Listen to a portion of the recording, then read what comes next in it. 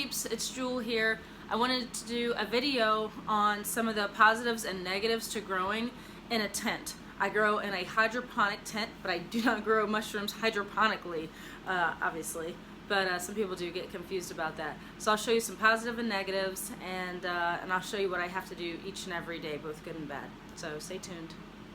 Alright, so let me just start by saying I really love my tents. Love them, love them, love them. There's a couple things that I don't like.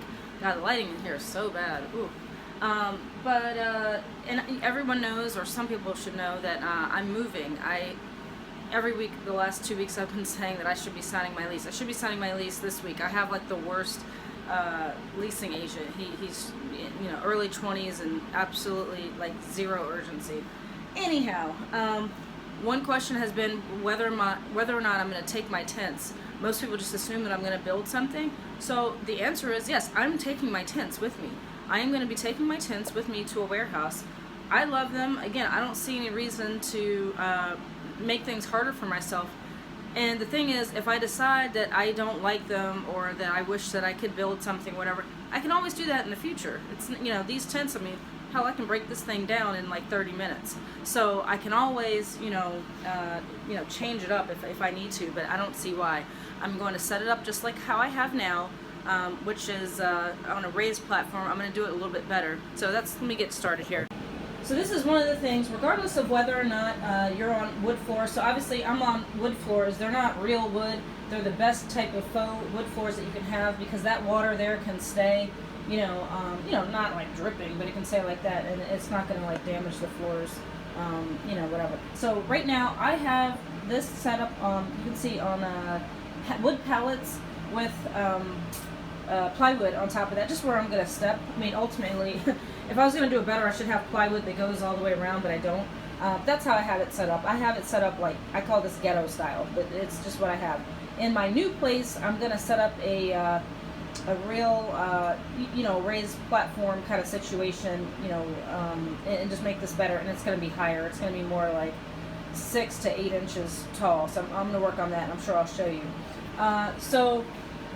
This is good to raise it up off the floor, again, to let the floors be able to breathe. And, if there's any water that does seep out or whatever, all I have to do is hook up like a, fan blower and try to dry it up, underneath.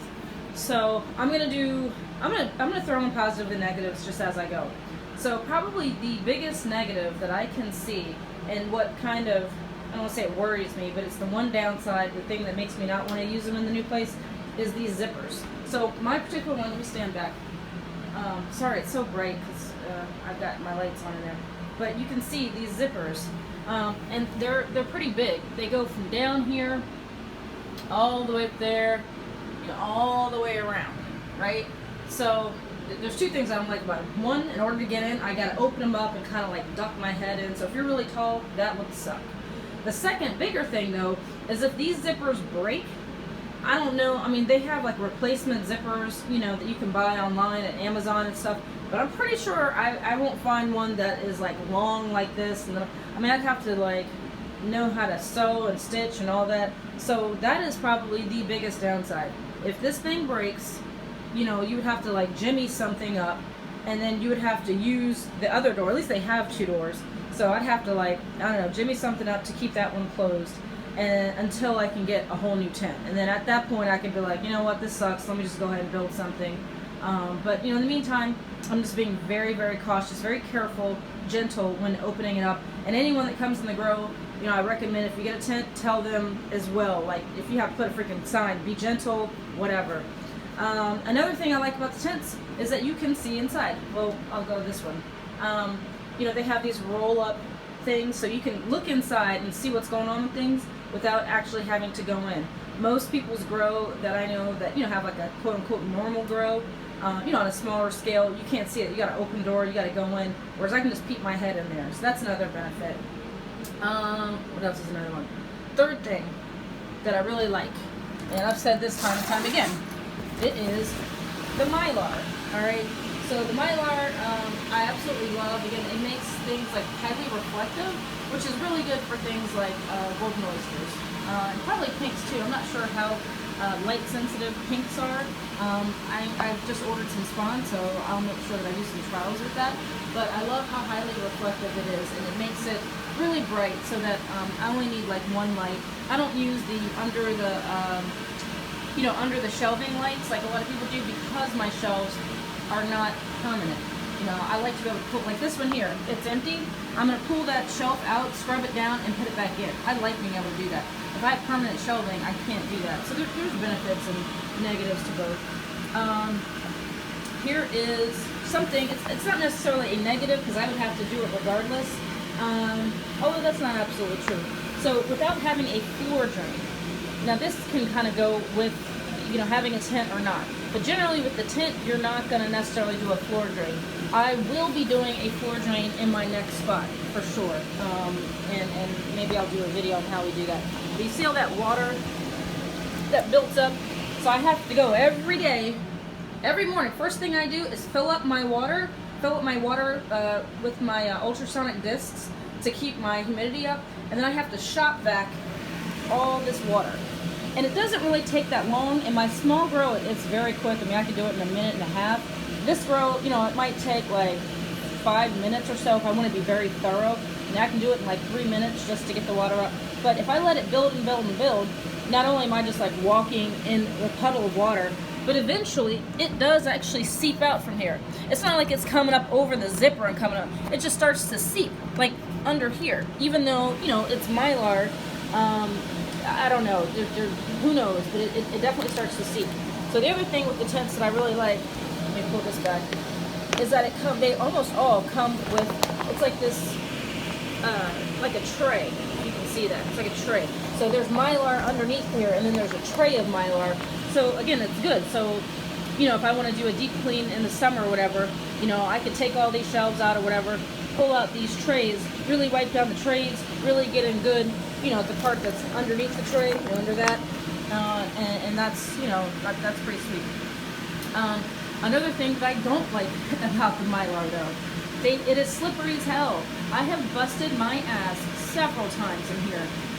It could be the same, again, for other grows. I think it just depends on what you're putting on the floor in the other rows, but this is very, very slick. So you gotta like make sure that, you know, you're wearing like some shoes with some soles on them.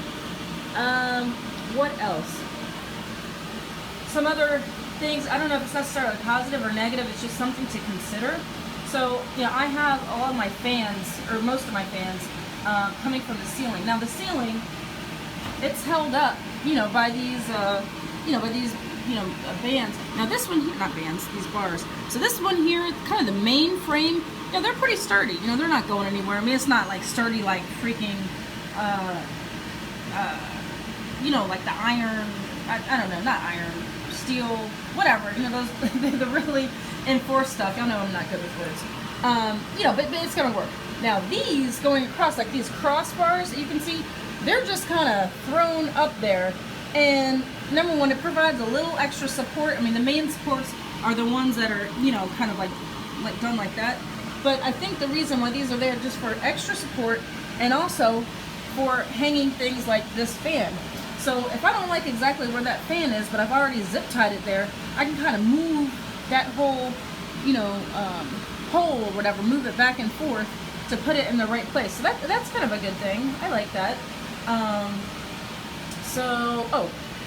couple more good things that I love are these passive vent holes. So you see right there, I think there's like 8 of them in here. So there's another one down there, another one there. Here's my water tote there, and so forth. So like this tent, this is a 10 by 10. I have 2, 4, 6 or 8 of these vent holes, which is dope. I mean, that allows, like, that's where my passive air intake is. And that's a lot of questions I get on airflow. How do you get air in the tent? It's literally from that. This tent is not, you know, it's not a steel door where nothing can get through. No, it's breathable. But then I also have those vents.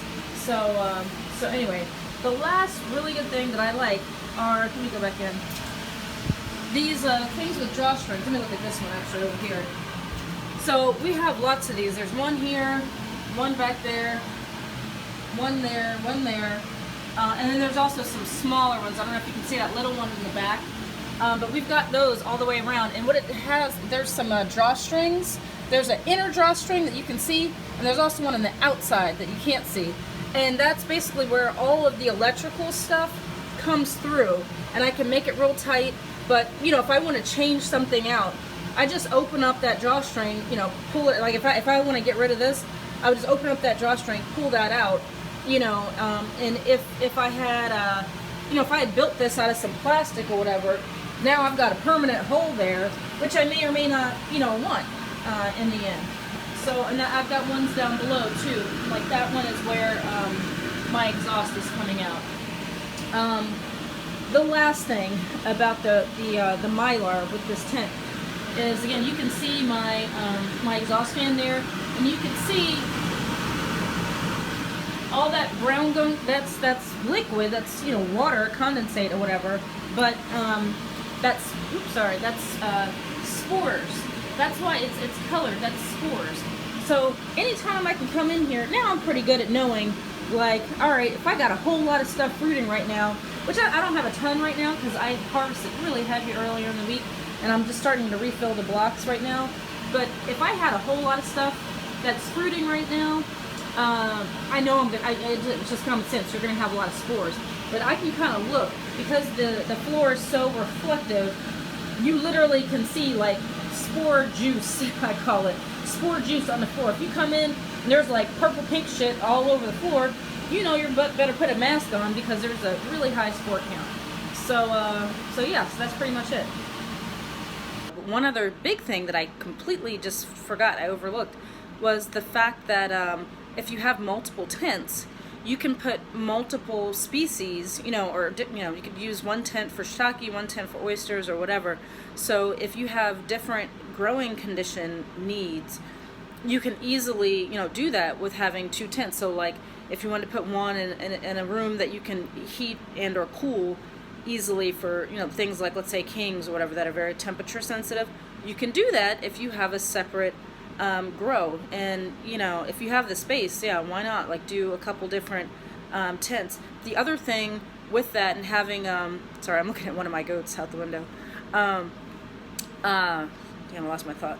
So by having multiple grows, another thing is, let's say every year you need to probably, I'm guessing that I want to like deep clean, you know, once a year, maybe even twice a year. So if you don't want to halt production to do that, because it's very hard to do a deep clean if you got blocks in there, right? So if you don't want to halt production, or at least not all the way, maybe, you know, what you can do is just rotate it. So like, all right, after one tent, you know, fruits and whatever, leave that one empty and use the other two. You know, and then the next rotation, you know, put all the blocks, you know, in the other two, and then clean the third one, you know, if that makes sense. So that is hugely important, especially if you wind up getting like some type of bacteria or something like that. It's easy for you to probably know and figure out if you've got some kind of bacteria or mold or whatever going on. If all your mushrooms coming out of one tent are looking that way, you know, get them out of there and clean that thing the hell out, you know. So that's another huge thing that I forgot.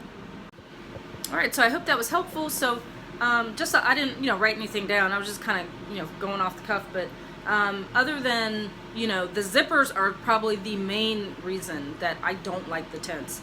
But other than zippers, slipping, and not having an immediate floor drain, I'm going to have to figure this out with the floor drain. You know, obviously making some kind of hole and, you know, making it nice so it doesn't get all gross in that whole area. But, you know, not having a floor drain, and then zippers, that's the biggest things that I see as a downside. But yeah, I'm planning to go on, you know, I've got two of these. I've got this 10x10 and I've got a 4x8 right now. I'm going to buy another 10x10.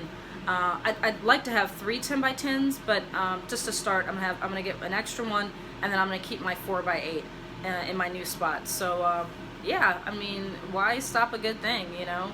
But alright, hope this was helpful. Give me a thumbs up if you liked it. Make sure you subscribe if you haven't already. And y'all stay lovely. I'll see ya.